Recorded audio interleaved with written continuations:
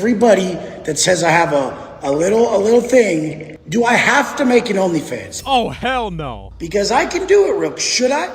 Will you buy it? Absolutely not. This man's name is Wes Watson. I'm sure you've seen him before. He's a famous alpha male coach who is famous for having daily crash outs. From ranting about his size, capping about his height, and calling out UFC fighters, this guy's life is an absolute movie. One defined by his ability to be rage baited about absolutely anything, as you'll see in this first clip. Everybody that says I have a little thing, do I have to make an OnlyFans and show all you guys who you're not? Because I can do it real. Should I?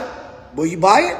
Will you see it? Should I just give it for free so that you guys can realize you ain't fucking with me in any area? Trust me. So anybody who's real successful at OnlyFans, this isn't about the money. I'm just sick of it. I'm sick of people acting like I ain't packing. So let's just do it. Whatever you want to do. How do we do it? How do we make these people see who they're not? Ain't even about no bag or nothing. It's about you guys realizing that just saying shit online is the stupidest shit ever. And you're wasting a lot of your time because a lot of shit you guys say is completely wrong. Very evidently, they weren't wasting their time, though, because you're giving them precisely what they want. This guy is a life coach, by the way. People idolize him and pay him for advice. Meanwhile, he can't handle a single hate comment. It's not even a bad one. What, they said you have small dick energy? That's like middle school insulting. If that triggers you, despite having all of this money, you're in no position to be coaching anybody. And that isn't the only size that he yells about. When he was arrested many years ago, the document said that he was 5'8", and when the little boys in his comment section made a joke about it, oh my lord, he would not let it go. When I was booked, I was 6'2", and I said, why the f does my paperwork say 5'8", 230? That's the eyeball of the arresting officer. He doesn't even look at your ID and write it down. He eyeballed that, put it on the paperwork. That was the only paperwork that flew. When we got to medical, 6 foot. See, but that just can't be an error. There is no person on the planet who is actually 6 feet who has ever been mistaken for being 5'8". The only way that would happen is if Shaquille O'Neal was the arresting officer, in which case that makes sense because everybody looks like an ant compared to that guy. And Wes can't let go of the fact that people don't think he's 6 feet, which is crazy cope because nobody would care otherwise, but since he made a big scene out of it, people are gonna keep making jokes. Everybody's so fixated on this. Get the biggest fairy that you know that swears I'm not 6 foot. He's probably not even 6 foot. Have him come to where I go to the gym and we'll just do a friendly stand by each other and take a picture. Get as many people as you can that are 5'8". Have them come stand next to me, take a picture, and just document it. I'm 6 foot. But I'm just going to play into your guys' game. Yeah, I'm not going to lie. I'm struggling to believe that he's 6 feet. Just the level of coping that he's doing says it all. Nobody who's secure in themselves or something as simple as their height would need to compensate this hard. Come to my gym and we'll see who's the manlet then. All right, well, a big YouTuber called Eric Kanevsky took him up on the offer and he traveled to the gym with tape measure in hand, wearing a Wes Watson impression that Wes himself previously praised on social media. Honestly, I don't really watch spoof videos about me, but that one was funny. If I saw that guy in person, I'd be like, dude, you are classic. And what would you know? 5'8" completely crashes out on the guy alongside his whole crew, and it's a complete embarrassment. Look at this stud over here. Dude, suck my dick for the f out of here. Why? As you can see, he went 0 to 100 right away. Again, did I think this could possibly happen? Yes. Did I think it actually would? No. What's your name, man? My name is Wes. Actually, WW Dago. All the motherfuckers know that's Wes Watson from San Diego. I can't talk to this straight up stud over here. I made a story yesterday. I don't want it. I don't want it. You trying to live off my name.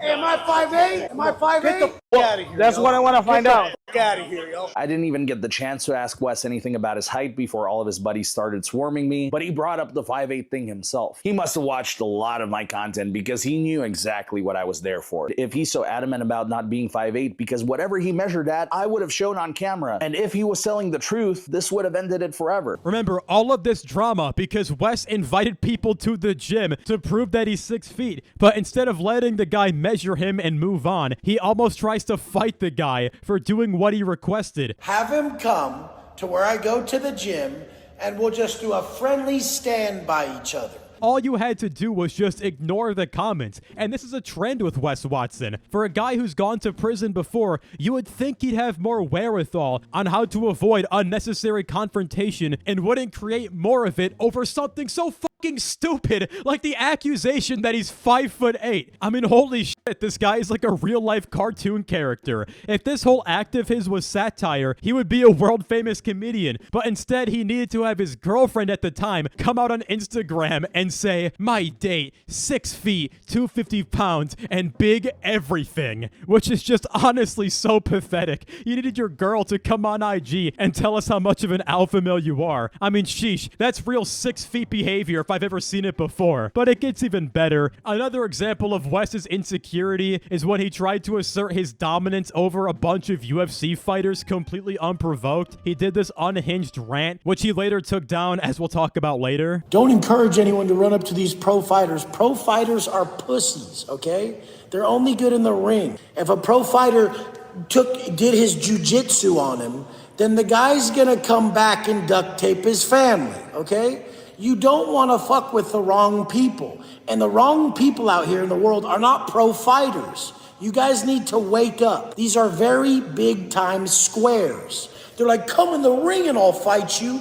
The people I grew up with and went to prison with, they don't give a fuck about a ring. They don't give a fuck if they're on camera. They don't give a fuck if they have to fucking live the rest of their life in prison. Yeah, and that's why those people are in jail. There's nothing admirable about letting your emotions run supreme to the point you can't handle a loss and will go duct tape somebody's entire family because you couldn't handle losing a fight. What about this is impressive? This guy turns everything, even UFC fighting, into this dick measuring contest where he's more alpha because he's done time in jail. Like, wow, you can't control your emotions. Real masculine of you. I'm sure the guys buying your life coaching program are surely getting a lot of value out of it. UFC fighting is gay. Like all that shit, like MMA fighting and all that shit is for people who never really were in fights.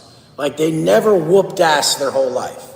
So they're always like, I'm gonna train and fight. Like I've always just handled shit very easily. I never had to think about fighting because I always just extinguished the problem however I had to. So the point is like, that's for people who like never could really fight. They had to go learn to fight. That's not for people who know how to fight. That's for people who needed to learn how to fight. Has got to be the dumbest sentence I have heard all year. Yeah, that's why it's called professional fighting. They're doing it for a sport. They're not a bunch of barbaric criminals brawling in the street. The rules of fighting are completely different. In the sport, you're learning real technique, whereas your version of fighting is just throwing yourselves on each other, and one person is the king criminal. That's it. It's not admirable. I mean, people who just handle business, they don't have to learn to fight. There's a difference between fighters and violent people. You should really stay away from violent people because it doesn't matter how good you are at fighting when they want to take it to the level. They'll take you out. And so there's a huge difference here. I mean, yeah, he's right. There is a big difference, and you probably should avoid people who live life this way because they have no scruples and they will duct tape your whole family if you look at them the wrong way. But he's totally wrong. There have been plenty of professional fighters who have gone psycho. Look at Cain Velasquez. When somebody did something inappropriate to his daughter, he chased the guy down, firing his weapon at the guy's vehicle while his family was in the car. And he went to jail for it, Wes. You should respect that because apparently you only respect people who have served time. And he took down this live stream after other professional fighters like Sean Strickland went on Twitter and were clowning him. I guess he didn't want the smoke from these squares, which is completely hilarious, but also not surprising considering who this guy is. If y'all want to see an alpha male who is arguably more insane, click the video on screen right now. I promise you'll enjoy it, and I will see you there. Goodbye.